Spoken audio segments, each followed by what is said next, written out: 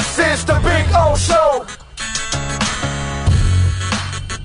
This is the Big O Show. All right, so how was practice today? No bad news, no injuries, right? Yeah, no injuries. Good. Same injuries, Michael Dieter, Adam Butler. Practice was okay. Tua threw an interception. Javon Holland picked him off. But he also had a deep touchdown pass to Braylon Sanders. Wow. Why am I hearing that name now constantly now? Is he actually doing something out there? I don't know. To be honest with you, I don't know. I haven't really noticed him that much. Well, he had a nice catch yesterday, and so now again today, I'm like, wow, okay, Braylon Sanders. Who the hell is that kid? All right, good for him at least, making a little name for himself there. Not bad. All right, so what else? And you know what? That's you gotta see successes on both sides. I mean, that's kind of normal. That's what it's going to be. Tua's going to have his success, and you got to expect Javon Holland to have some success because he's going to have success against Tua and against Mac Jones and against Joe Burrow and against any other quarterback that he plays. Because Javon Holland should be the kind of player that has his successes against great players too. Yeah, he's had a second straight strong day of practice. Obviously, you know, despite what my peers want you to know, it's kind of hard to evaluate where the wide receivers are because they're going against, no disrespect, but Trill Williams and Nick Needham and who else is there? And Noah Igbenogany.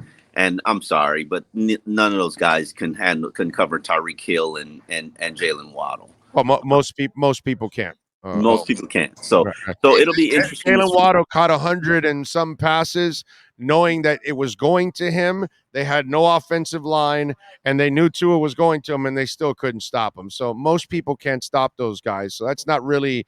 It's like when people tell me, "Well, yeah, no, Eric Rowe does a decent job, but he struggles against Darren Waller," and I'm like, "Bro, I want to slap you right now." Like everybody struggles against Darren Waller. Yeah. It's Darren effing Waller, bro. He's a stud. Everybody's going to struggle against Travis Kelce. I don't care who you are, bro. You're going to struggle against Travis Kelce.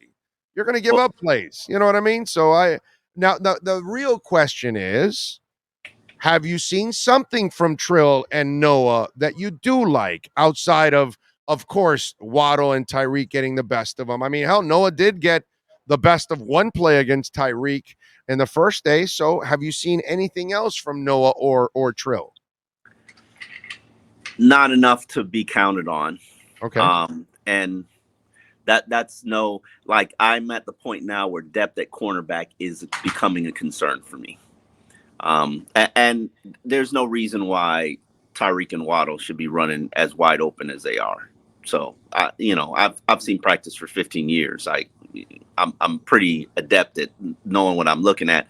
And either Mike McDaniel is the greatest play caller, most creative, innovative coach of the world, or you have two uncoverable wide receivers. And I just think that's wishful thinking, not necessarily reality.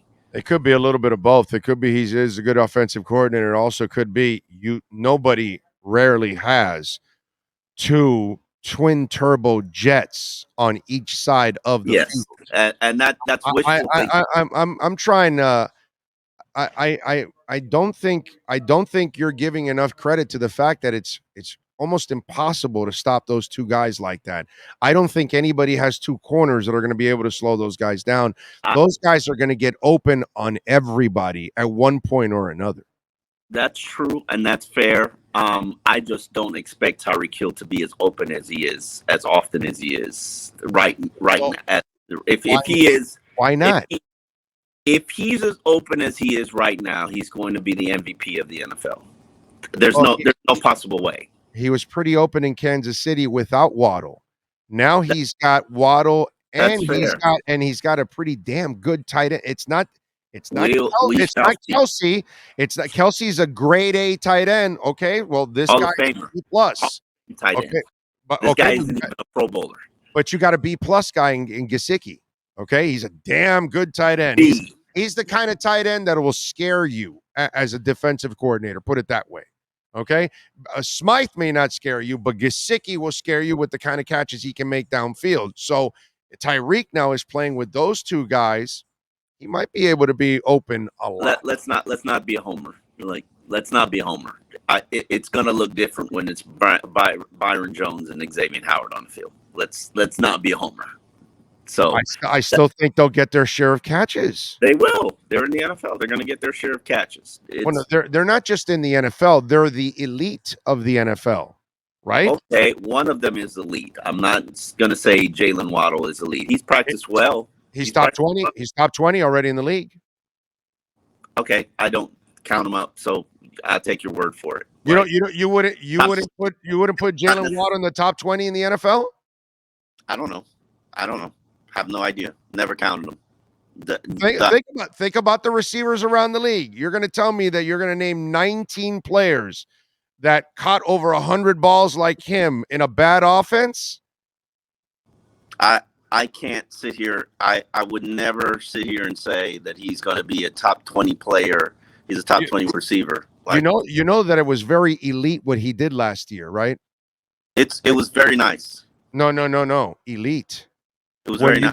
When you catch over 100 balls, my brother, with no offensive line, a quarterback that's with the smallest yard after catch, no rack, and that's option routes as a slot receiver. It's very limited. It's a limited offense, and he did catch passes downfield when he was open. He did catch passes downfield when they're able to do it. But considering that he was the only option on the field, and everybody knew it was going to him, and you still couldn't stop it, that's elite. Sorry, Gesicki was on the field. Devontae Parker sometimes was on the field, so Devontae Parker being on the field is like really not being on the field. Yeah, he's on the field for the Patriots. Let's not crown. Jalen Waddle. I like him. I think he's got a ton of talent. I think he had an awesome day yesterday. He was already the orange jersey player. You're seeing him play at a different speed. I think he's fully healthy. He'll actually admit now that he wasn't fully healthy last year, but so that really makes him elite. No. Oh yeah, no. Not only did he catch over 100 balls with no offense, no offensive line, no offensive coordinator, I'm not having a young QB, no running game. He also did it injured. Oh man, I'm not having this homerific argument with you. He wasn't elite last year, and could he be elite? Elite last year. Could he be elite? Yes, he could be elite. He's going to get a ton of single coverages, like Tyreek. That's what Tyreek does. But am I going to say Jalen Waddle is elite right now? Absolutely not. No, can't do it. Will not do it. Cannot say that. Like the elite players on this team are Xavier Howard, Teron Armstead, Tyreek Hill. End of conversation. That's it. Oh, I mean, at the moment, yes. But no. It's not at the moment. And maybe Emmanuel Ogbah. I doubt he'll ever be elite. There are 3 elite players on this team. Jalen Waddle is not one of them. Sorry. He could be eventually. He has the potential to be maybe the best tandem paired with Jalen Waddle with Tyreek Hill, but is he elite? No. Let's not go there. Let's not do that. Oh, I'm just saying he played at an elite level last year. He did not. And not 100%. You know what I'm saying? He did not. He had everything shoveled to him because he was misused as a slot receiver. It is what. So what'd you think of Tyreek saying that they're scared shitless? I think those guys. I think there's some validity to that. There's too much speed on that field. Like I was watching. How can you not be scared shitless when it's 2 elite guys? No, it's not. It's not just 2 elite guys. Mostert today. You said it. Did you not hear him say it? Elite speed guys. 2 elite guys. You said it. You knew it. Okay. Let me correct myself. Freudian slip. 2 elite speed guys. 2 elite speed guys. I will give him. He's an elite speed guy. You run a 4.3 legit. You're an elite speed guy. And Mostert is very fast. I didn't know how fast he was until I watched him today. He's like really, really fast. And they got a lot of speed. Gesicki's fast. He's a long strider, but he's fast. So there's a lot of speed on the field, but you got to create those plays and those opportunities. And I have a little bit more confidence in Mike McDaniel can do that now than I would have had a month ago or 2 months ago or coming out of OTAs. Azukama, what have you seen from him? Because it looks like the last couple of days, the big body receiver making the big body Devontae Parker-like catches. If he can do it without injuries, that might be pretty good. Let's not go there. He had a good touchdown play today on one-on-ones. But so 3 days in a row he's made a play because he's made the two big catches the last 2 days. When a rookie shows up every single day, like Preston Williams did, then I'll pay attention and take notice. Until then, it's like, okay, you make a guest star and co-star appearance and it's cool. But Azukama he's just a guy right now. But you don't give him any love for at least right away doing something. Did you understand? Did you understand what I said? I understand what you're saying, but when a rookie, not an undrafted player, but when a rookie shows up, Preston Williams showed up and he was dominant for weeks. Every day. I remember that. Every day. And look where Preston Williams is now. Look where he is now. No. Right. So,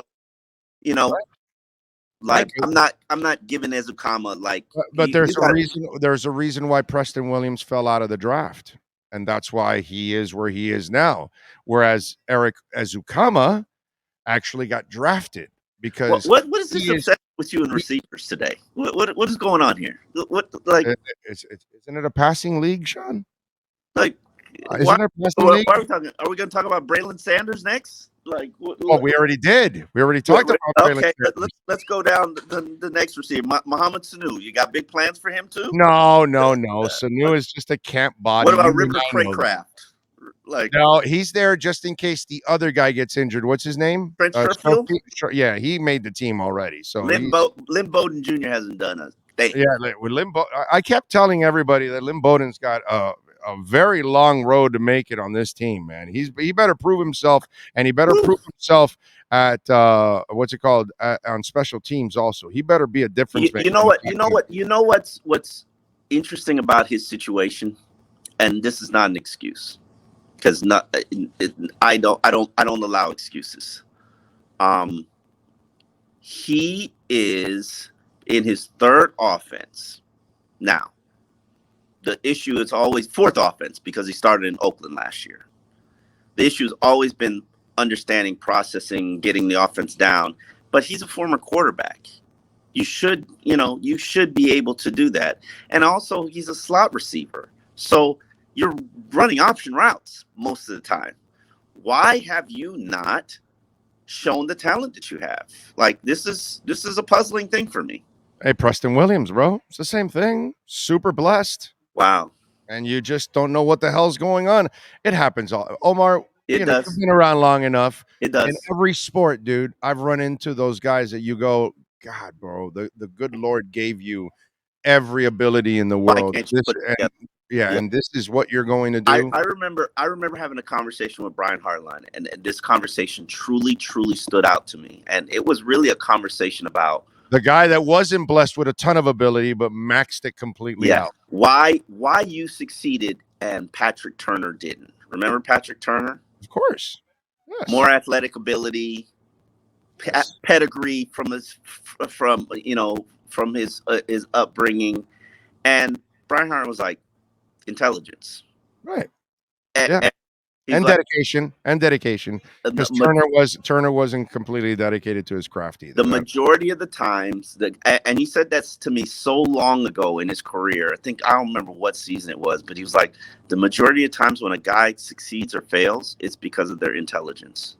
Yeah.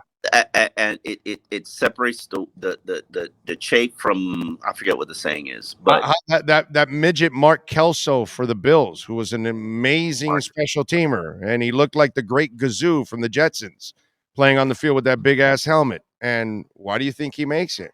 Because he's got balls and he's smart as hell and he worked hard. And some of those guys, you've been around this enough, you know it.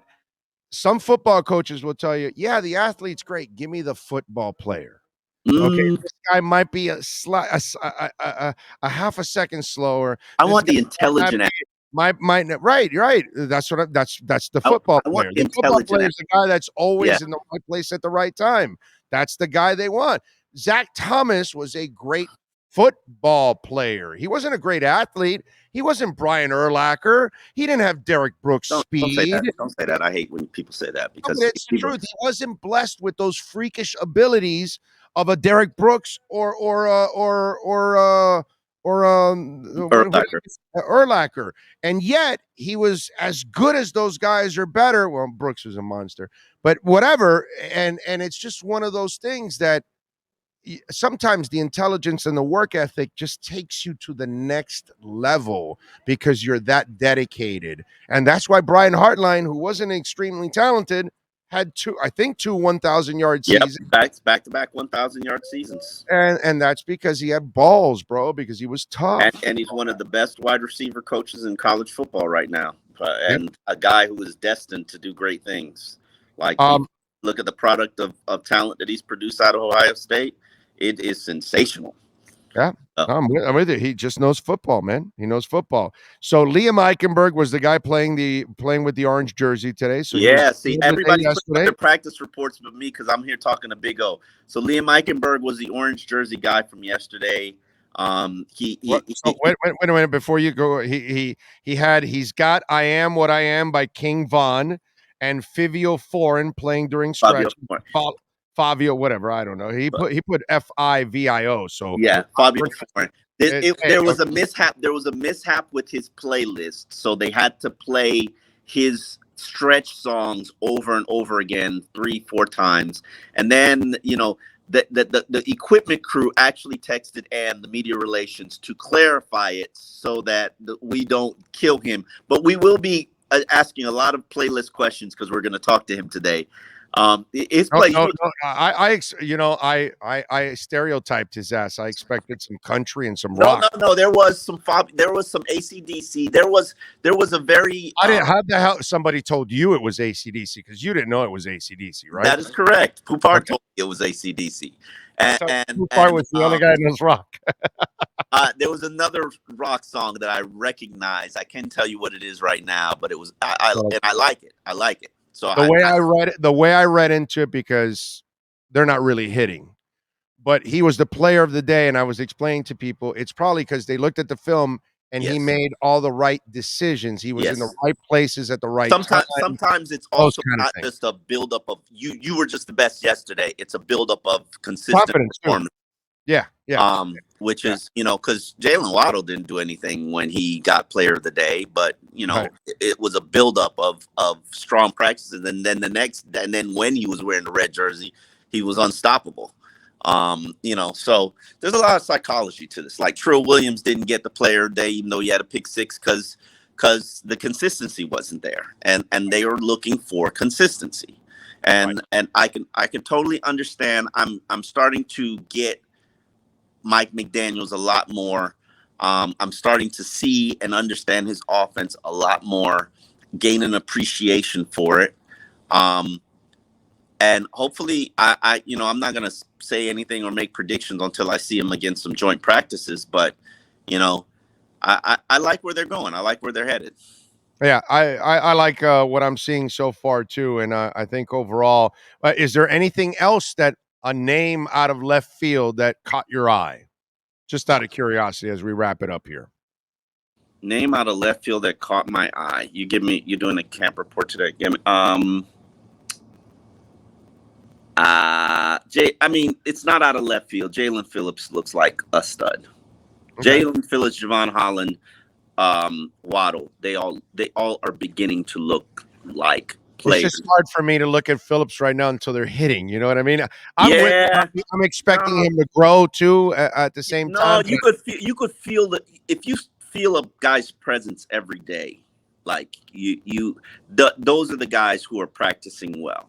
And like I forget who was doing this, like Christian Wilkins. No, not really. That's not even fair.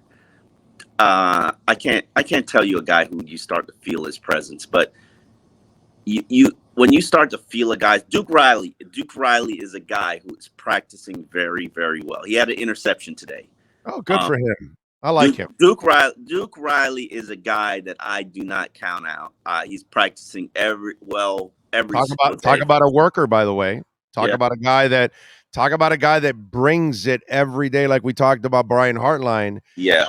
That there's a guy that's a really hard worker that is busting his ass to make a name for himself. I'm impressed with Duke Riley. I've been impressed with him since they signed him. Yeah, it is very, very. The linebacker unit is the unit that troubles me the most. Cornerback is probably jumping over linebacker right now, just because one of those top two guys goes down, you're in trouble. Not like no disrespect to the Nick Needhams, but now Nick Needham goes on the boundary. So who's your slot? Who's your nickel? Right. Now you're relying on no. But you're getting a little ahead. Let's give these kids some time. Maybe they show us something different. It's only a couple of days of non-padded practice. I'm all for it. You are practicing against Jalen Waddle and Tyreek Hill. I'm all for the growth. Yeah. No, there ain't much better you're gonna see on a given day. But hey, listen, if you want to get ready for Stephon Diggs, at least go cover Tyreek. And maybe you'll pick up a few things along the way. Because Tyreek ain't covered. And I don't know, he's not coverable. And I don't know if that's what he's going up against, or if that's the situation, or if that's the offense. I need to see this against some joint practices to figure out what's the deal. What's the dealio? By the way, your 3 songs, Marcel Louis Jacques has tweeted it out. Hell's Bells from AC/DC. Okay. I Hate Being Sober from Chief Keef, and Chop Suey from System of a Down. System of a Down. That's the one I liked. I would have never, in a million years, I would have never picked Liam Eichenberg to know what the hell. He was playing System some. of a Down He was playing some Kodak Black. Yeah. Yeah. He had. It was a very interesting, eclectic playlist. We initially were gonna say he's having the top playlist to camp so far, and then they started repeating songs, and we were like, oh. And then the equipment people were like, hey man, it's an error on our part. Don't beat this kid up. And so we understand. It's funny how what people know we pay attention to as the media, and I guess our reach. But yeah. I think it's time for the Dolphins to hire a DJ. It sounds to me like they have a DJ. He's been doing it for years. They have an in-house DJ there. They have the equipment guy. I mean, it would be nice on a Saturday scrimmage. Not an equipment guy that's cleaning the helmet and then going on and hitting. He's done. He's done. A legitimate Listen, DJ. I'm not going to put any disrespect on him. One, this is a reward for the top performers. But the guy who used to do it for 3 coaches now, he's always done a very good job. He's always worked extremely. I don't know his name, but I know he's the equipment guy. He does the speakers. He handles the sound, and he's been responsible for the music for practice for years. Okay, so today is an aberration, is what you're saying. No. I mean, something. We don't need to go to the bench. Yes, it's a challenge. Every player who's got the plays, they say they have to come in earlier for practice because they're responsible for the playlist. Like, it is a responsibility. So, you can't just show up and give them like the list. Here, my list of songs. Like, you have to show up. You can't email it to them, and that's it. And just say, look, here are the songs. That's it. There's some serious, people take this as a very serious responsibility. Like, this is the greatest honor that you can get on a daily basis. He picked System of a Down. I am a big Eichenberg fan now. I like the song. I don't know. I've heard that song before, and I really like it. The energy that it has. So it's a great song. Chop Suey is an awesome song, dude. Chop Suey, is that what it is? I'm gonna put it on my playlist right now. Yeah, and it's going to propose. If Hell's Bells doesn't jack you up, you're dead probably. Yes. And is going to propose that the media gets a playlist day. By the way, really? That's nice. Yeah. I'd rock that place out. Listen, when I saw that concert,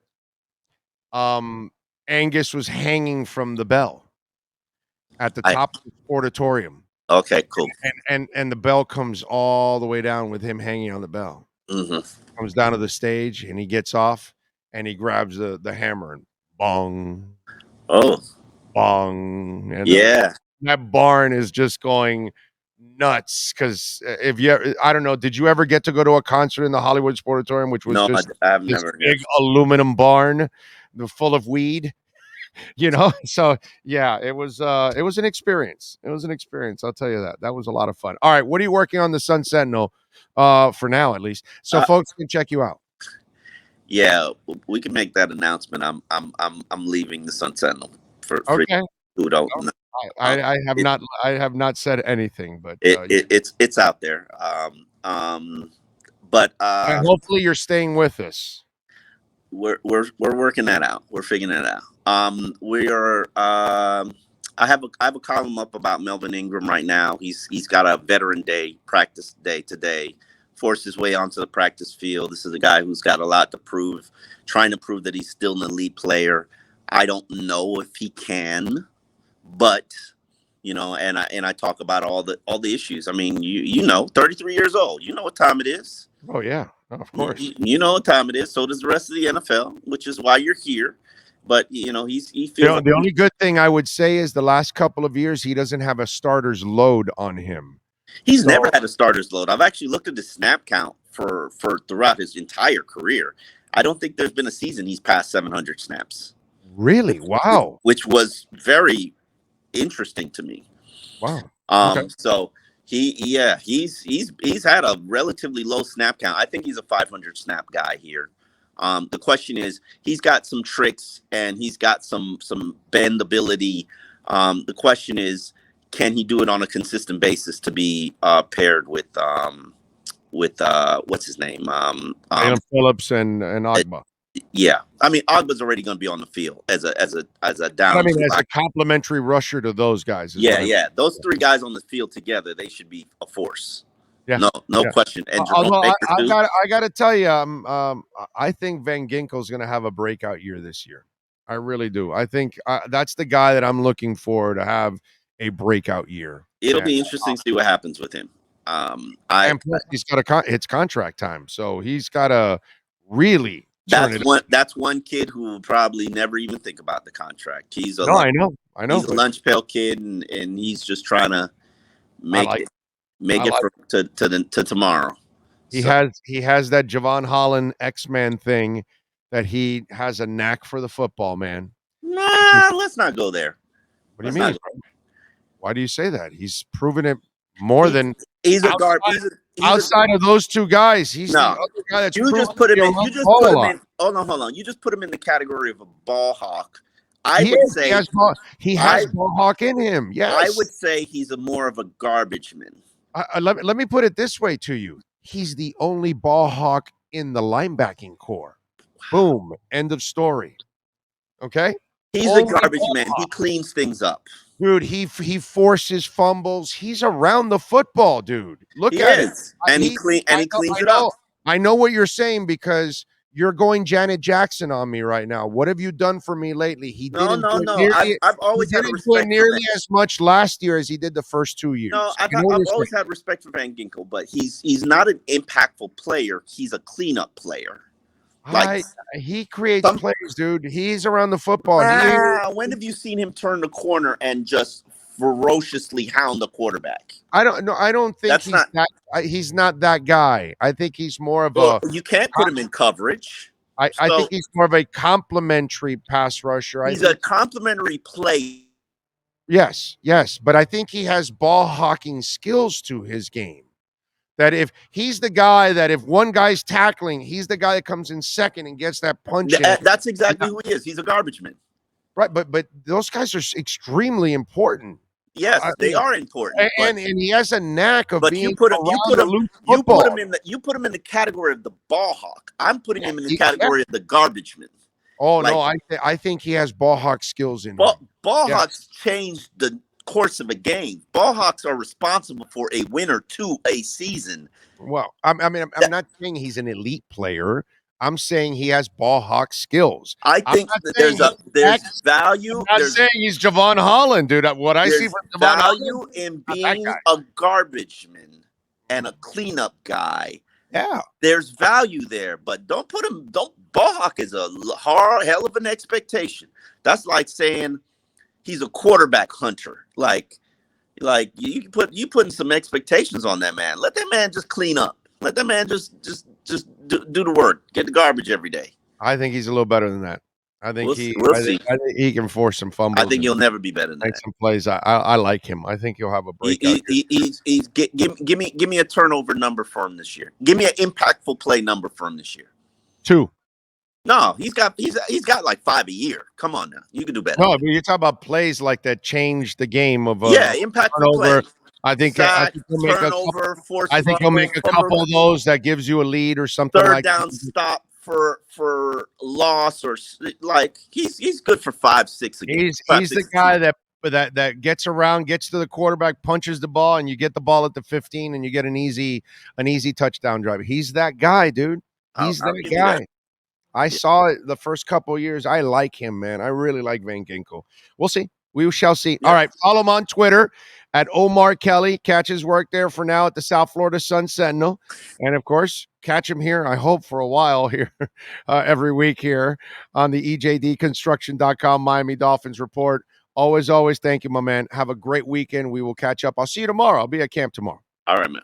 All right. There you go. Omar Kelly.